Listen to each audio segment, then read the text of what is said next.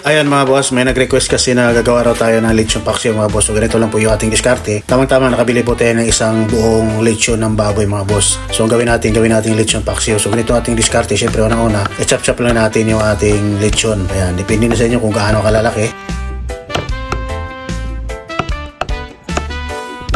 Ayan, pagka na-chop na, syempre mag-prepare na tayo ng ating kawali, mantika. Gisa natin yung maraming sibuyas, mga 2 buong sibuyas para masarap. At syempre 2 buong bawang mga boss. Gisa lang natin na maigi. Gisa natin, palabasin natin yung aroma. At huwag natin kalimutan yung laurel na siya nagpapalasa mga boss. Pagka okay na, ilagay na po natin yung ating naka-chop-chop na ulo ng lechon ng baboy mga boss. Paminta crack, mas masarap kasi yung crack, lalo na pag marami. Syempre konting soy sauce para hindi masyadong maalat. Tansyahan na lang to mga idol.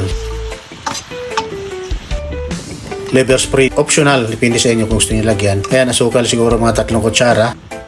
Ayan, gumamit tayo rito ng Mang Tomas na spicy flavor mga boss para maiba naman, medyo manghang na konti. Ayan, lagay lang po natin mga 1.5 buti na malaki. Ayan, at pagka okay na, lagyan na po natin ng tubig at hayaan natin na medyo malambot, palambutin natin. At syempre bago natin takipan, lagyan natin ng suka muna mga boss. Ayan.